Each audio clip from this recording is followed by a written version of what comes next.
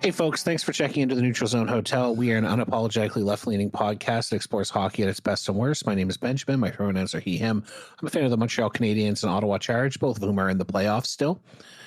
And I'm going to very quickly introduce you to a couple of my coworkers before we start on and do a bit, and I'll explain why in a moment. But starting off, we have Emily. What's up, everyone? I'm Emily. My pronouns are they, she. I am a very happy Colorado Avalanche and Buffalo Sabres fan because both of those teams are still in the playoffs. That's right. 9 goals for the Colorado Avalanche, 9 shots for the Montreal Canadiens. Same result, winning their games. We've also got SJ here. Hey, everyone. I'm SJ. My pronouns are they, them. And while my professional teams may not be in the playoffs anymore, the Everett Silvertips are in the WHL Championship Series. That's right, and we're hoping for a sweep for you so that you don't have to miss the games 6 and 7. That's right. Games 6 and 7 cannot occur because I cannot attend them. That feels reasonable. And we've also got Trevor reporting live from his new complex. Yeah. Hi, my name is Trevor. My pronouns are he, him. What are the playoffs? What is it like? I have no idea because all my teams are dog shite. However, I am excited to see the Vancouver Canucks hopefully join the Vancouver Golden Knights in becoming the first city to earn both number 1 overall picks in the same season. We do not count New York. The Sirens did not earn it last year. They got it handed to them.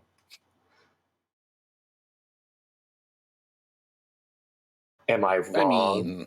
Am I wrong? They didn't not earn it. All right. So, folks, it is a very special night, possibly for 2 of my co-hosts. You'll already know who's won the NHL Draft Lottery by the time this episode drops, but we are watching it live. We are doing our very best to ignore Buchagros. I don't know how you pronounce his name. I don't know this man. Not important. Yeah. Do you actually want to know, or? You might as well tell me. John Buchagros. Oh, that's terrible. But we're not paying any attention to him. But when we get to the point that I'm assuming they're going to send out Bill Daly to hold up flashcards with the team's logos on it, we'll pause. They're not doing that. What are they doing this year? They're doing the same thing they did last year. They're pulling lottery balls. Oh, they pulled the balls live last year? Right, yeah. They did. Yep. Yeah. Oh, I missed them. Which actually made it cool. Well, so they show the live odds as they pull the balls. Okay, well, folks, when the balls show up, we will give you live ball coverage with the Neutral Zone Hotel. I gotta ask Emily, how does it feel to not have any skin in a draft lottery for the first time in forever? A big fan. Loving it. I've never been a neutral observer, or I haven't been in a very long time. This is great. Love that for you. Yeah, it's fun when you don't have to worry about winning the draft lottery because you're in the playoffs in the second round. Imagine winning a draft lottery. What's that like? I mean, if you're the Toronto Maple Leafs, you imagine getting to the second round on your first or second try, like the Sabres or Habs have done during this particular build cycle. So while we wait for the balls to drop. Oh, brother. I thought about putting on a high-pitched voice for the next little bit. While we wait for the balls to drop and for hopefully one or both of our co-hosts to be extremely excited, let's talk about the Toronto Maple Leafs, who on Monday introduced their new executive combination of former Toronto Maple Leafs captain Matt Sundin and former Arizona Coyotes general manager and successful franchise owner and board member of Wendy's Canada, John Chayka. I did check. He does not own any of the Wendy's near me. I felt this was important. I think that's a good thing. Yeah. Let me see. It doesn't own any of the ones near you. They're all in like the Golden Horseshoe area, Hamilton, Burlington, down through St. Catharines there, but on Lake Ontario. This was, to put it mildly, controversial. And of course, by the time this comes out, everyone will have heard the high-level takes. They'll have heard the Steve Simmons press conference question. They may have seen 2 to 5 Steve Dangle meltdowns on the subject. But SJ, I know you and I had a couple chats about this. What are you feeling about the John Chayka hire? So obviously I don't care really one way or another whether the Toronto Maple Leafs are any good. But I do appreciate the fact that the Toronto Maple Leafs are always entertaining. And this is definitely another episode in the saga of entertaining Toronto Maple Leafs off the ice shenanigans.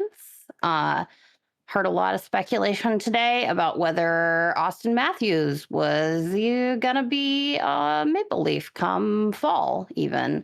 And so it's interesting. It's interesting, this hire. Nobody seems to be excited about it. Many people are actively quite upset about it. This is not a man with a ton of experience in the league. Certainly, he had nothing recent. He hasn't been an executive at any level. He hasn't worked in the league at any level since I started watching hockey. Oh gosh, 5 years ago now. So, yeah. On the other hand, I've also heard a lot of takes like, well, this is what it is, so we gotta wait and see what happens. At the same time, it's gonna be weird. For better or for worse, MLSE has made their choice. It's true. Emily, how are you feeling about the Toronto Maple Leafs? And it's okay just to laugh. That's fine. I am very much with SJ in the appreciation of the fact that there is always something going on with the Leafs, and it's usually something ridiculous. I think it's very funny that this came out that was probably going to be the hire, and it was just like universally mocked. Nobody in the hockey world saw that come out and went, no, I think this is going to work. And then they went ahead and did it anyway and had extremely embarrassing press conferences about it. And for some reason, think that maybe Toronto fans aren't all going to hate this choice. It leaked so early that people assumed it was just a trial balloon, and that all the negative press about it would mean they wouldn't do it. And then they did it anyway. And then they realized it wasn't actually a trial balloon. It was just that it leaked really early, and like everybody has known about it for ages. And it took them like a week to figure out the contracts. Yeah. Trevor, what are you feeling? That other teams who might be looking for GMs take better notes on how to deal with this whole process. Well, not the Canucks, though, because they're looking at hiring Pierre Dorian. Apparently, now the news out of Rogers, like around the team, is that it is not potentially going to happen because the fans have called and emailed enough times to complain about it that they might be second guessing this. Oh boy, that's wild. Oh, so you're going to get Kevin Adams. And apparently it was a huge thing on Canucks Twitter. Be like, hey, here's the email address. Here's the phone number. Call and let them know that this move sucks. Wow. So you're getting Kevin Adams instead.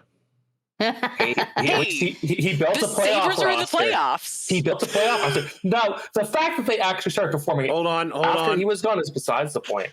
Just a quick update. The balls have dropped. They're about to do the draw. Oh, here we go. The balls are now spinning. So, folks, we're going to get your live reactions here. I wonder if friend of the show, Greg Wyshynski, is getting to witness this live again. He is there. He said earlier on the sheet that he was in the building. We're 10 seconds away from Gary Bettman getting his first ball. Yeah. We're so happy for him. That means that when Gary Bettman has fixed this for, I don't know, Chicago, Greg will know about it. All right. It is a 7. It's an upside down 7. Please. Okay, there is a right side up 7 on there. I thought he was just going to hold it upside down. Chicago's dropped. Okay, this is good. This is good. Vancouver's moved up. Seattle's moved up. Toronto stays the same. We're going in for I need them to like color code those bars so I can figure out who's dropped and who's. Right. Should have a little arrow. We need a W for the Pacific Northwest. Oh. All right, folks, here comes ball. Okay, well, Detroit and Washington are officially eliminated. I just love the little ball machine. It's so fun. Ooh, it's There's 2. Detroit and Washington eliminated, which means St. Louis cannot win the lottery. Got the best odds now. Oh, I like that. Seattle has Look at that. Up. Seattle has moved up in the heart. Oh, the anxiety. So right now, folks, it is Seattle at 18, Vancouver at 16, and then New York at 14%. We'll see in a moment. The tension. Freaking Rangers. Don't their hands clenched. Out in the air. God. It's an 11. I'm just so nervous. We'll get the live results from 11 in a second here. 11 and 27.3 for Vancouver. So we got 3 odds. We got 3. Rangers are way up there. We got 3 to 11. Oh boy. Please. It's 18.2 for New York. New York. Church again if I need to. Just make this happen, please. Don't say that. Don't waste your time. Trevor. Don't do that. My heart is running so fast right now. Y'all got no fucking idea. I do. I understand. Okay, guys. SJ does. It looks like it's 1 ball for every team except for Vancouver and New York. Yeah, and 2 balls for Vancouver. So I need a 2 balls 4. For New York and 3 for Vancouver. Well, okay. SJ is looking for a 4. Trevor wants a 1, 5, or 13. Nobody wants a 9 or 14. Nobody wants New York to win. Nobody wants a 6 either. I don't know if y'all can see, like, obviously everyone listening can't see this, but y'all who are like on call, I think you can see this. Yeah, Trevor's hands are actually shaking. Oh, they're gonna play this out. There's Matt. Is that Matt Sundin? They already got him working. No, did we? Okay, we didn't cut to a real commercial break. Wow, they went to commercial break. Those assholes. Well, keep in mind it's 30 seconds for the ball to drop. So yeah. Okay. Gotta maximize that truly money. On the camera. You useless man. Deep breath, folks. Remember, someone's got to edit this. Try not to scream over each other too much.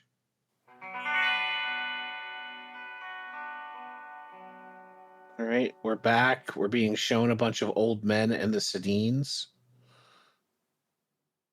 They aren't exactly spring chickens anymore. No. All right, moment of truth is going to come up here in a moment. We will find out who wins. We don't want to see a 12. We don't want to see a 9 or 14. This is just for first overall. There's still the second overall lottery. No 6. Chicago doesn't deserve nice things either. That's right. Come on. That's right. There's the countdown. Right, now they're doing the 15-second countdown. Jesus. They paused it for the commercial. Come on, 1, 5, or 13. Come on, baby. It's the Maple Leafs. 12. The Leafs! Are you kidding? Oh my God. Matt Sundin smiling. God is dead. No, this. That's so funny. I hate everything. This sucks. I have just unplugged my headphones and knocked over my mouse. Ah. Well, Trevor's going to reconnect. Poor Trevor. Lottery number 2 will come up in a moment, folks, but the Toronto Maple Leafs have won. You already knew this, of course. We made you listen to all this because it's fun for us. But that means Boston gets their pick unprotected next year, right? That's right. Philadelphia gets it. What? Is it Philly now? It's apparently... Did Boston trade it?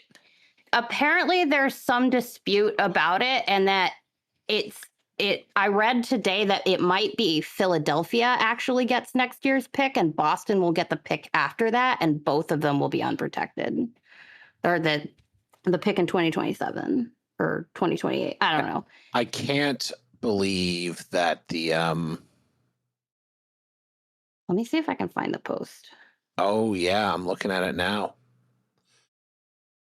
If the 2027 pick goes to Philadelphia as part of the Lawton trade, if it is outside the top 10, which converts this pick to Boston to a 2028 first.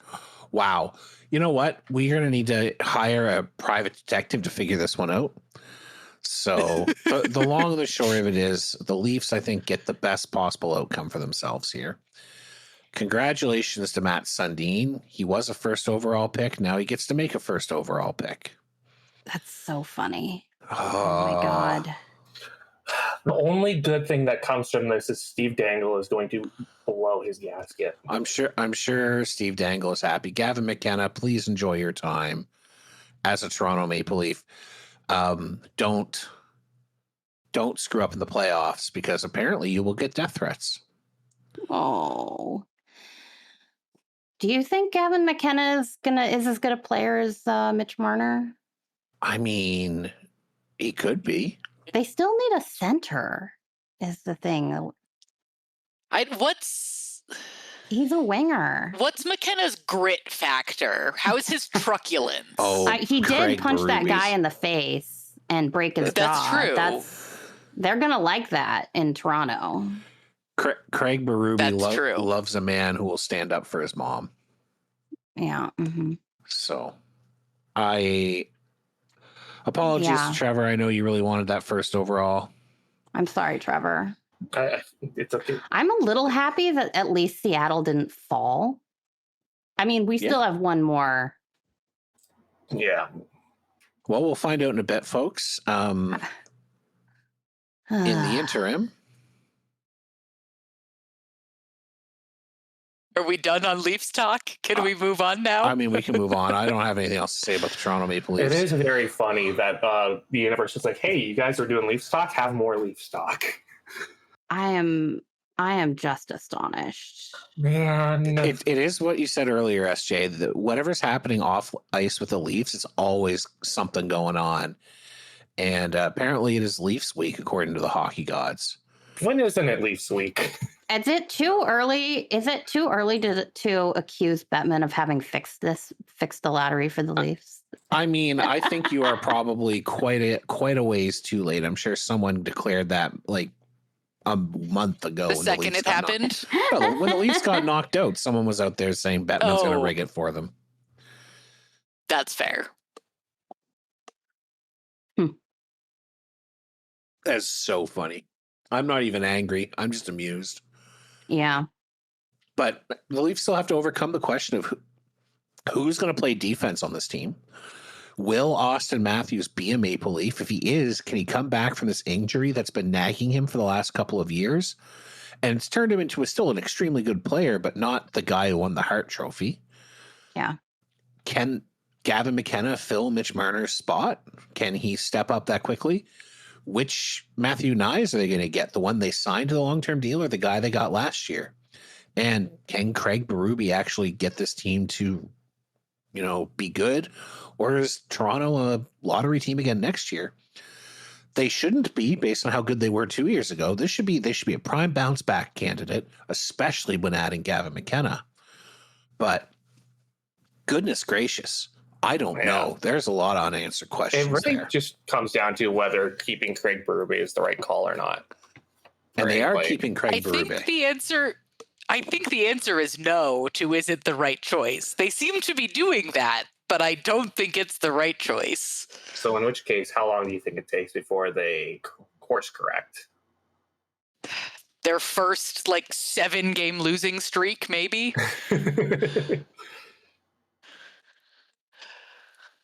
It depends on if the reason they're retaining Craig Berube is they want to give John Chayka time to evaluate him and determine whether or not he's the right fit for the team, or if they're retaining him because MSLE does not want to spend money hiring 2 coaches at once. I think they're doing it so that they'll have a sacrificial lamb if they start the season slow in the fall. Quick question here. If Toronto wins again, does it just stay scratch? They draw again. Yeah. Oh my God. Also, we did just get the first ball for the second pick. Yeah, it's an 11. It's an 11. Yes, we got an 11, folks. Vancouver's moved up. Seattle has dropped. Washington immediately eliminated. Washington, sorry, you didn't want the Chicago 11. moved up. Yeah. Pick. Hopefully they don't put a commercial again. This is the second pick. It's not as dramatic. They have 6 more minutes of broadcast time to fill. And only 3 more balls to draw. Well, they're probably going to do an interview with someone, too. It's a 4. Maybe. Oh, yeah, I guess they do have to interview the GM or whoever. Florida's out. Oh, thank Oh, you. good. Toronto jumps again. Oh, goodness. Wow. Keep in mind, if they draw Toronto, they have to redraw. So. Yeah, I know. Yeah. But then let me say, can you imagine if it cuts into the broadcast of the the Wild Avalanche game too, because they have to keep drawing balls. Yeah, absolutely. Well, they should have thought of that when they did the scheduling. I mean, that's probably the extra 3-minute buffer time. Like they can just run this again. It only takes a minute or and a half. 3. Finally, a different ball has shown up. All right. So that 3 has Toronto. Oh. Toronto now has the best chance of winning. That's so San funny. Jose. Yeah. 3 for This is Toronto, like I Vancouver, said, 2 New York, 2 San rigged. Jose, 1 each for Seattle, Chicago. So we are slightly over a 1 in 4 chance of a redraw. 5 and 8. Vancouver. Okay, lucky number 5. Okay. I need a 14. That a 14. That you can do it. I believe in you, SJ. I'm not doing anything. I'm sitting here. I believe in you. Okay, you can believe in me as much as you want. It doesn't make a difference. We are not getting a commercial break. We're going right to ball number 4. Oh, thank the goodness. moment of truth. Will it be a redraw? A redraw will be fantastic. I'm manifesting a 5 or an 8.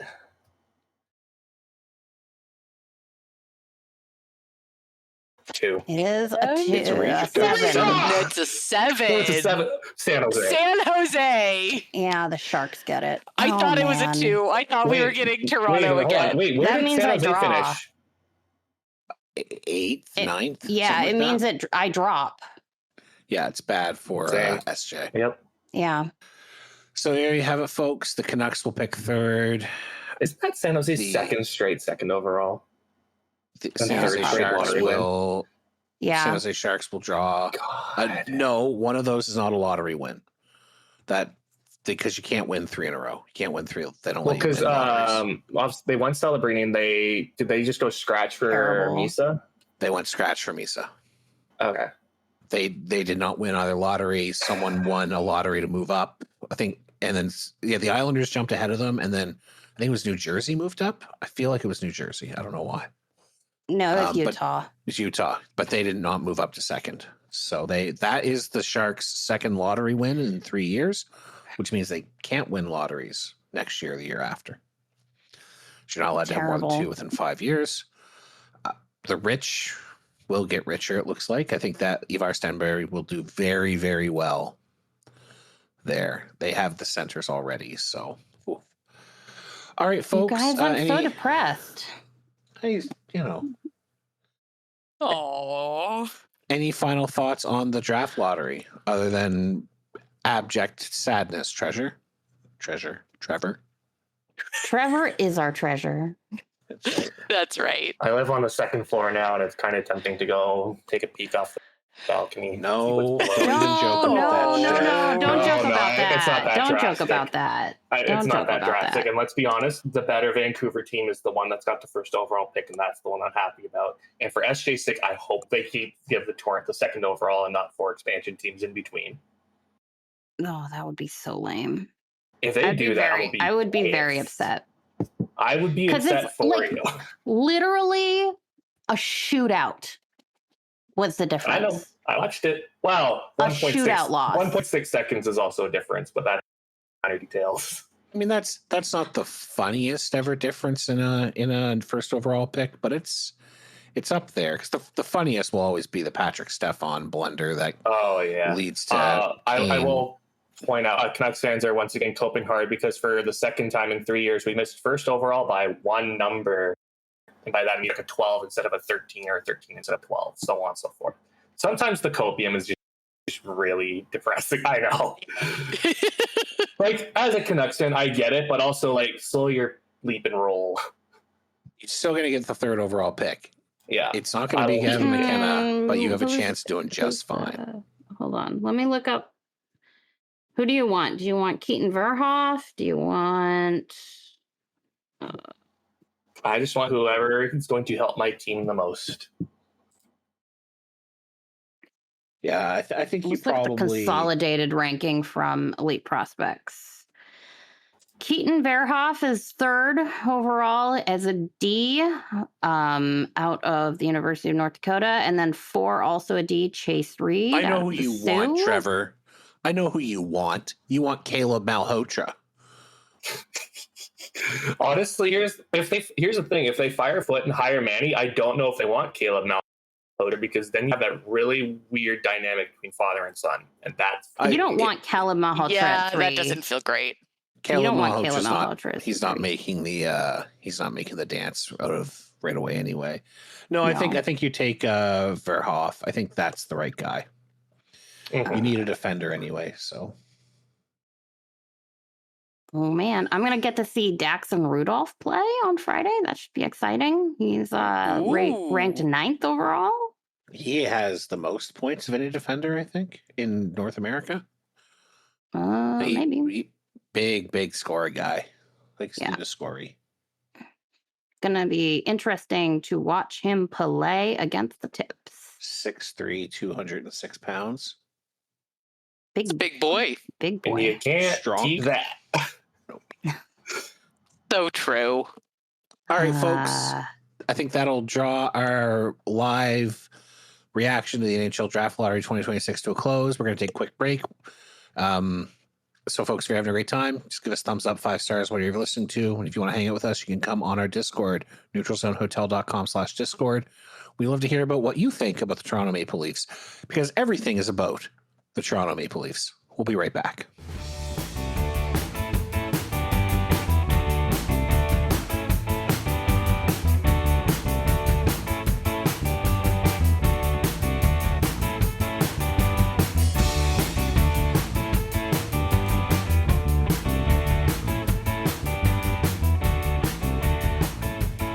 All right, folks, we are back. Thanks so much for hanging on there. Trevor stepped out. He is just moved and is on data, so wants to preserve his data, but wanted to share his misery with you and us. It's just not about sharing misery. It's about supporting each other and a group. Yeah, that's not how the tweet goes. Okay, well... It's close enough. Well, Twitter can go fuck itself, so... The point of sports is to be sad in a group. We're not going to do a playoff breakdown. You know what's going on. Montreal beats Tampa in a hell of a series. Buffalo got through. The Flyers and the Canes, the Avalanche, the Wild, and the Knights and the Ducks are fighting for the honor of losing to whoever comes out of Avalanche and Wild. That's right. If only there was a way for both of those teams to lose. That's how I feel about Carolina versus Philadelphia. That's fair. I don't want to watch them. I just don't want good things for either the Ducks or the Knights because they're evil franchises and don't deserve nice things. Yeah. I think we should just eliminate it. Make it the conference finals already. We can have Minnesota, Colorado, and Buffalo, Montreal, and just that can be the rest of the playoffs. I agree.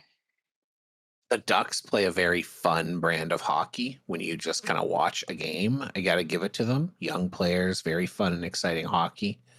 It's the Quenneville of it all that just ruins it for me. I can't find any joy in it. I would not need to know who was behind the bench watching it to know it's coached by Joel Quenneville. It looks like his team. So, all right. We're not going to whine about that. We want to talk about the PWHL. and go through the expansion process. Do we want to talk about the Detroit first, or do we want to talk about... Okay. Again, this is going to be tomorrow, Wednesday. It has been heavily leaked that Detroit is getting an expansion team, and the city of Detroit and Illich Sports have set up a press conference for tomorrow. According to media members on the ground, multiple girls teams have been invited to attend in uniform. So the general assumption is that the Detroit PWHL franchise will be announced. It is also rumored Detroit will be hosting the 2026 PWHL Draft. So the PWHL is also holding a press conference. It's the same. Is it the same thing? Yeah. Okay. It was not exactly the same clear. time. It's exactly the same time. So basically they're just going to stream the Illich Detroit press conference. They just haven't said it, but it's definitely are. And the fact that the Illich group is involved says they're going to play at Little Caesars. So they're going to wedge that team into that arena, which, good. There's a lot going on there. Yeah. So it's not surprising that they're going to play at Little Caesars. There really isn't another venue. Else. The only other venue in the region is the USA Hockey Arena, which is 3,700 seated, 4,700 standing. And that's far too few. And they can't play in Windsor because that's in Canada. That's right. And then they would be the PWHL Windsor. Yeah. And no one wants that. No. It's kind of weird to think that this league was originally planning an expansion franchise in London, Ontario, until Gary Bettman was like, don't do that. Put it in Ottawa. And now we're if someone were to say today they're putting it in London, you'd go, what the fuck is wrong with you? Mm-hmm. How big is I think London does have one of the bigger arenas, but 9,000. Yeah. But they're talking about 10,000 being the minimum size arena that they would consider going to, which that rocks. Yeah. Several of their current arenas don't meet that standard. Boston at Songus, Toronto at Coca-Cola. Well, that's it. But really. Okay, yeah, I really applaud them deciding we're going to future-proof this. I definitely wonder if maybe Boston can get some momentum on maybe moving to TD Garden. I don't know. I mean, that would be very cool. I think TD Garden is really the only place they can go. There's since we're having the conversation. Does Warrior have seating? I think that's the Bruins practice arena, but my guess is it doesn't have real seating. Probably not. And even Agganis is too small, even if they want to leave it to move down Agganis out of Lowell to the actual city. Agganis is 7,200. Yeah. Warrior only seats 700. Okay, yeah, so it's really not designed for spectators. Yep. Matthews Arena is gone. It's now being replaced by Conte Forum, which is 8,600. Closer. And yeah, that's it. Then there's TD. Yeah.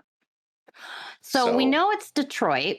There are still 3 other expansion teams up in the air.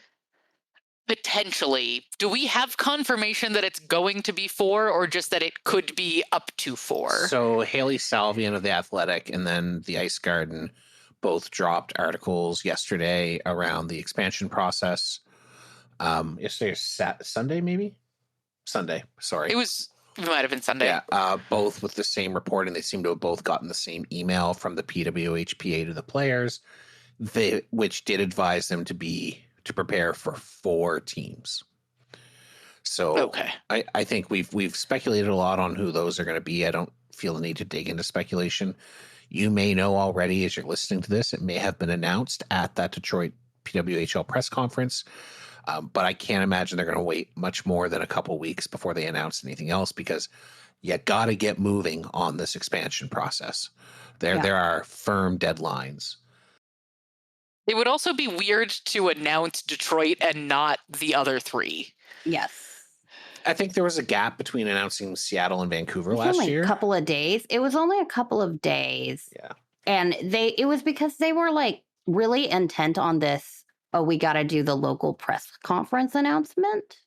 But everybody knew it was Seattle and Vancouver at the time. Exactly. So I don't expect they'll announce the other expansion teams, expansion cities at the Detroit press conference, but we might see more press conference invitations, and then we'll know. So we're gonna go through the expansion draft now, the expansion process now, and we are going to discuss it. We're going to break it down. It's complex, so follow along, folks. Yeah, raise your hand if you understand the expansion process. Great, one of us. So I read Haley's article. Yeah, I read Haley's article, and I went, and my eyes did the swirly eye emoji thing, and I was like, maybe Benjamin can explain this to me because I don't have the brain power. Yeah, I will say there were phrases in that, like, I thought I was following it, and then the way some of the sentences were written, it got really ambiguous. So I think the first about like what players were protected and things. Yeah. So it does get a little bit more ambiguous as it goes on. There is a point where it's just straight up like, if this happens, they'll figure it out. Yeah, love that. All right. If you do have questions or you want to talk about the PWHL expansion draft, jump on our Discord. We're happy to walk you through it. neutralzonehotel.com/Discord. But yeah, so they have it down as a 5-phase expansion process. I'm going to ignore that because I don't think it's as important, because each phase kind of has multiple components. So the first thing that has to happen is teams get a chance to re-sign players. So players who are either RFA or on expiring contracts, the current teams get a chance to re-sign those players. This is important because they then get to protect 3 players, and they may only protect players that have signed actual contracts. They may not protect players who are RFA and have not yet signed. This is important because anyone who's not protected may be offered a contract by the 4 expansion teams. Mm-hmm. So that's pretty straightforward. You get a chance to sign players. You protect 3 of your players that are under contract. Okay? No questions, no concerns. Easy. I do think it's important to stay upfront that they have this stated goal by getting rid of the draft of giving the players more power to decide where they want to play. That's right. And I do think we also need to mention the fact that I think that a lot of this process was likely driven by the fact that Toronto has so few players under contract. There's also a lot of desire from the players themselves. They were not necessarily happy with the expansion draft last year. Mm-hmm. And let's just be frank, they're not getting paid millions. Yeah. So Laura Stacey, who's president of the PWHL PA, was apparently a huge part of negotiating this new expansion agreement. Yeah. So after the existing teams sign and protect 3 players each, the 4 incoming teams will submit their target negotiation list. This is 20 players that they are then allowed to negotiate with for contracts in the first contract negotiation phase. These do not have to be exclusive. So all 4 teams could theoretically submit the same 20 player list. That's intentional because the maximum amount of players they can sign during this period is 5, which means if all 4 teams submit 20 and all 4 teams sign 5, then perfect, done. All 20 have been signed. There are 2 types of players they may sign. The first is called the expansion franchise offer. This is your franchise player. This is your number 1 target. If Marie-Philippe Poulin was available or Sarah Fillier, this is what you'd hit her with. If you are offered one of these contracts and you are not a protected player, you must accept it. You must take the deal.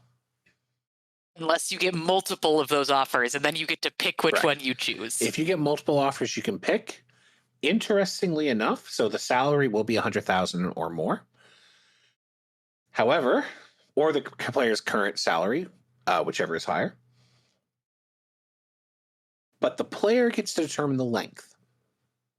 So if Detroit goes to a player, signs them, that player says, yeah, I want to sign for 4 years, or I only want to sign for 1 year. This is the first time the PWHL has allowed 4-year contracts. I think that's pretty straightforward. So yes, if you receive one of these offers, you have to sign it. If you receive multiple, you choose which one you want, but you got to sign one of them. And then presumably the team that offered you will get to offer another player. Each team may then offer up to 4 what they're calling foundational player offers. So this is not your franchise player. These are your next level stars. These are not required to be signed. You can choose not to sign, but if you do not sign, you must sign in the next phase of team signings, like existing teams get to sign in the next phase. They must be at least 2 years and worth $80,000 year 1 and $82,500 in year 2. So again, this is for a high-level player. Your Abby Rocks, your Laura Stacey's, your Hannah Bilkas. Sorry? Alex Carpenter. Your Alex Carpenter. Yes. I really don't want to lose Alex Carpenter, and I'm all but certain that she's going to leave. It's possible. Expansion teams may offer up to 5 contracts during this period. Again, that's from their 20-player list. Each team gets to submit. Mm-hmm. Existing teams can lose no more than 3 players under contract. So what that means is some of those players, if the teams do choose to sign all 5, that would be 20 players. Only 8, because there's 4 times 3, so 12 players can come off existing rosters. The rest must be free agents. Given the amount of free agents in the league, this should not be a problem. Like almost half the league is a free agent right now. Yeah. That number will likely go down slightly once players are extended by their current teams, but it's still going to be really significant. Notably, that means if you are an RFA who is not signed, and which means you cannot be protected, you would not count against the 3-player limit. This may be handy for someone like Casey O'Brien. Yeah, Casey O'Brien, who is not under contract with New York right now.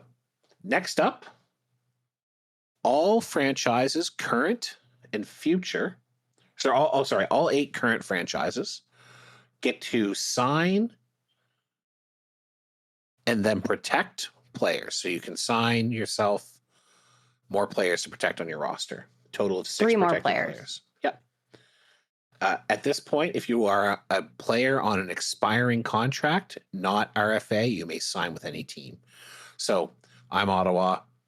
I decide I'm going to sign, I don't know, someone on another team who on an expiring deal. I'm just going to call her Calix Arpenter. She can come sign on my team. That's a real Gen Z name, Calix Arpenter. Calix Arpenter. That's right. Oh, yeah?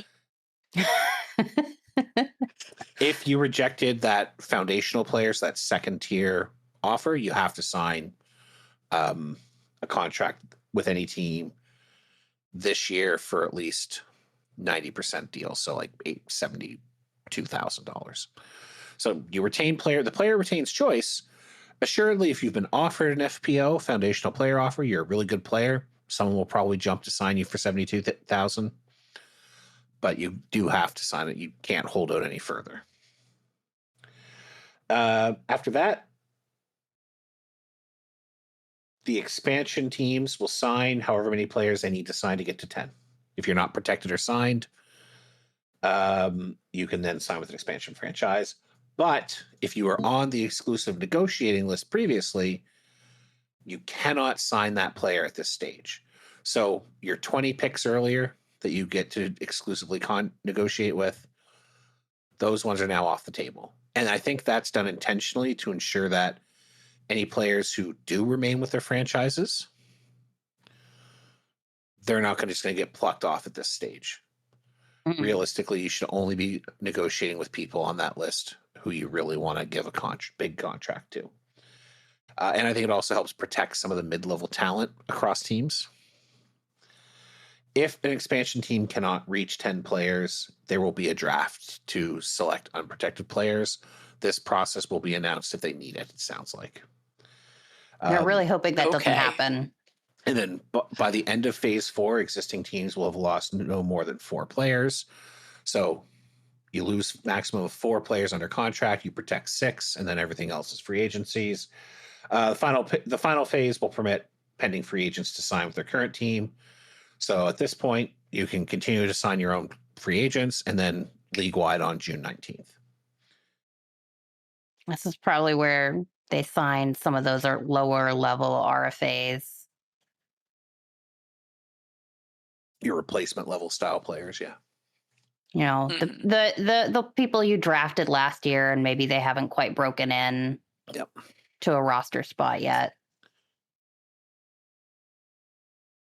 Yep, and then the draft will occur on the 17th of June, tentatively. The draft order, other than first overall, is yet to be finalized. Yep, and if Seattle drops from second and like 4 expansion teams get like ahead of us, I am going to redacted, yeah. I believe it. That's, I think, a reasonable response. I might cry. I might cry. Yeah. I don't want you to cry. I don't want me to cry either. I'm a very emotional person though, so. Accurate. What is hockey for if not to make you cry over silly things like draft lottery order? No.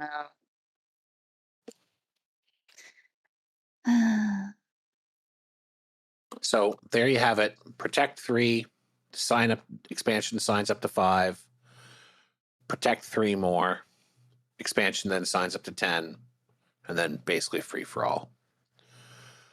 Dang, this is complicated. It is by far the most complicated expansion process in professional North American history.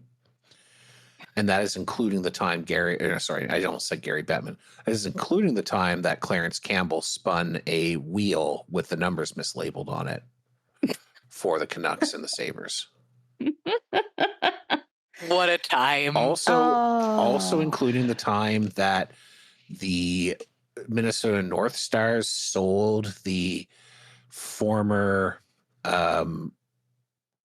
Seals, the California Golden Seals franchise that they held in abeyance, and then they had to give up half of their players to the new team, which is the San Jose Sharks, and then both the Sharks and the North Stars, got to participate in the league-wide expansion draft process, in which they drafted, I want to say this is when they drafted Guy Lafleur. No, I think it was Guy Lafleur they drafted, and they had to trade him back so he could retire as a Canadian or something. It was anyway, shenanigans. Yeah, definitely more complex than that. Are we excited about this process? I think it's a good process. I actually think it's a much better process than last year. I think that there's still going to be a lot of really good players who move. Mm-hmm. I think there is going to be, I think the drama around a player rejecting an FPO will be fascinating. Yeah, I'm interested to see how much transparency there's going to be, and if we're going to know who got offers and who accepted them and who turned them down, and which players got multiple franchise offers and they picked one and all of that. I bet you we will have a good idea. I think there will be enough reporting on it. There's enough leaks in this league, so It'll all be leaked to Ian Kennedy, and then everybody will be like, he's it's not right. It's not true. I'm mad, and they'll pretend like they're really mad about it. I mean, someone's been pushing Ian Kennedy to picking a Las Vegas team for expansion. I am gonna be really surprised. It'll be interesting. I don't think they're playing at T-Mobile, and I don't think they're playing at the MGM Grand. I think that is a fucking insane idea. Oh. I am kind of expecting 3 U.S. teams, though. Yeah, I think that's right. I think Hamilton is going to be the Canadian team. I don't think they're going to Edmonton or Calgary. It'd be really interesting for Hamilton to get 2 pro teams in the same year. It would be. I bet you the PWHL team outsells the AHL one. Oh, yeah. Seems like a safe bet. Yeah. Yes. I mean, honestly, what I would do if I was running the PWHL is I'd move the Scepters to Hamilton, and then I'd put a Canadian team in Winnipeg or Edmonton or Calgary. That's what I'd do. And get the Scepters into a 17,000 person building and watch them sell it every night. Are the Scepters outselling the Marlies in that barn? Yeah. Scepters, I think, they've had nothing but sellouts for the last 2 years. The Marlies sell pretty well too. But Toronto, like downtown Toronto, could have another NHL arena and they could fill it with stuff. Mm-hmm. The fact that they don't is... Well, that's the way Rogers wants it. Everything is the way Rogers wants it to be, which should be scary for everyone involved with the Maple Leafs, from Steve Dangle through Gavin McKenna, the newest member of the Maple Leafs. I can't believe the Leafs won. It's so funny. Oh my gosh. Oh my gosh. I really hope that they're very, very bad next year as well. 2 years of unprotected firsts. They're going to be, they have to be good. They have to be good. Absolutely. Yeah. So that means they can't, and they can't rebuild.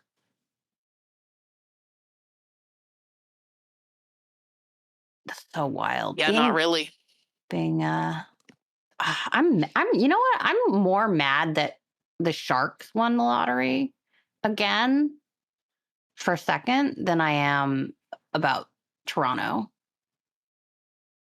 Well, the Kraken are just never going to be good. The Kraken are never going to come out of the Pacific with the Sharks and the Ducks, because they just haven't done anything like a proper team building.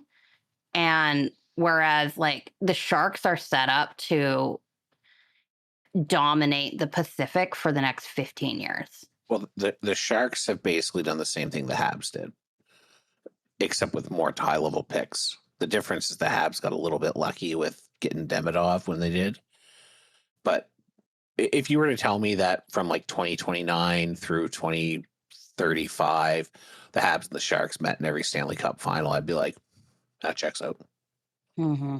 Yeah, like that's the level of rebuild the Habs have, and that's roughly the one thing I think they're missing in San Jose to go supernova is another big defender. Because I'm not sure Sam Dickinson is a number one guy, but that's right. Sam Dickinson, right? Yeah. They can trade for him. They've got the assets. I mean, E.R. Stenberry is going to really, really juice that forward core. And actually, it might make one of their big forwards like a little expendable. Because Misa, Smith, Eklund. Maybe they'll take a defender. Maybe they'll take Verhoff. Could you imagine? I mean, that'd be great for Trevor. Doing it. Trevor would be, I think, be very happy with that. Yeah. Yeah. Okay. Who knows? Well, we'll see. We'll see. Is there anything else we wanted to talk about tonight? No. I don't think so. I'm too bummed. Oh. Oh. It's okay. Guys, I just wanted to say Britta Curl sucks, and she should have gotten more than one game. Yes. Yeah. Yeah, the Department of Player Safety is at least as bad as, if not worse, than the NHL Department of Player Safety, which is remarkable. I've seen a lot of dirty hits in my 40 years as a hockey fan. I've seen a lot of headshots. Like, I saw the Paul Kariya one in the 2003 Stanley Cup Finals. I was watching that game. I don't know how he got up and played the rest of that game, because he looked like he was dead. You know, the Scott Stevens and Eric Lindros hit. All that shit Matt Cook used to pull. The Matt Cook Mark Savard hit that ended Mark Savard's career eventually. I have never seen a player intentionally forearm shiver another player square in the mouth. Because it was blatant. She didn't hit her with her shoulder. She didn't hit her with an elbow. She put her forearm into Caitlin Willoughby's, like, where her mouth would be if she wasn't wearing the cage. Yeah, thank goodness she was wearing a cage. One of the most violent hits I've ever seen. One game. I'm not exaggerating. It was... I don't want to say this in a way that I don't mean as sexist, but, like, the only thing stopping that from rising above any other hit is the fact that there's just, like, the bodies aren't large enough and fast enough compared to the men's game. But, like, if you think about a player, like a 6'5" guy doing that to someone, you know, like, whew, like, that could break their neck. Yeah. So, like, Curl is lucky she did not cause serious harm, but that hit is filthy. It's the filthiest hit she's ever done. It's the filthiest hit in PWHL history. And the fact that she only got one game with a history of suspensions the way she does is fucking ridiculous. Yeah. The fact that the league is saying, oh yeah, we take player history into account when we're doing discipline, and yet somehow none of her extensive history with doing shady shit like that came into play. Yeah, I'd say player safety in the PWHL has been a joke. Yeah. I don't remember who the Boston forward is who got suspended for the hit against Ottawa in the first game. Rylan McKinnon. Yes. And that was a dirty hit. Like, that was a bad hit. That shouldn't have happened. And that hurt Gabby Hughes, shook her up pretty good. That hit was like 40% the violence of that Britta Curl hit. Mm. And it was not, McKinnon's hit was not a clear-cut case of retaliation. No. Which makes it quite worse as far as I'm concerned. Britta Curl got knocked down. She got angry. She got up, found the first red jersey she could, and tried to take her head off. Yeah. The thing, you know what it reminds me a lot of? Charlie McAvoy's baseball swing. Mm-hmm. Yes. Yeah, except Charlie McAvoy was responding to a hit that was dirty. Yeah, but even then, Charlie at least got slew-footed before he tried to take Zach Benson's head off. Or Morgan Riley. Yeah, that's fair. And that lost his mind. I mean, yeah, and the NHL came down on that like that was attempted murder. Kind of. He didn't get more than was appealable. So they gave him the maximum amount they could without having to go through the NHLPA appeal process, which has been a fairly, if you look at the suspensions handed out by the league, a fairly deliberate course of action since Marty Walsh has taken over, is they don't want labor confrontation with Walsh. We've talked about this before. Understandable. It is and it isn't, because it's, you know, those players are also Marty Walsh's constituents, and I would not be surprised if we see 10 games from McAvoy or more. That'd be interesting. Yeah, well, it is in person, so it could be. Let's get out of here. Yeah. All right. Folks, thanks so much for hanging out with us for the draft lottery and a bunch of chat. This is the Neutral Zone Hotel, which is written, hosted, and produced by us, the Neutral Zone Hotel crew, and edited by SJ this week. You can find out more on our website at neutralzonehotel.com, neutralzonehotel.com/Discord to join our Discord. We would love to hang out with you and talk about hockey, and you can see me post delicious pictures of stuffed bell peppers and other things I'm making. We're on social media, Bluesky at neutralzone.bsky.social. We're on YouTube at Neutral Zone Hotel. And wherever you're listening to, thumbs up, 5 stars, tell a friend. We really love to share what we're doing, and that stuff really helps us. We will see you next week, folks. Take care.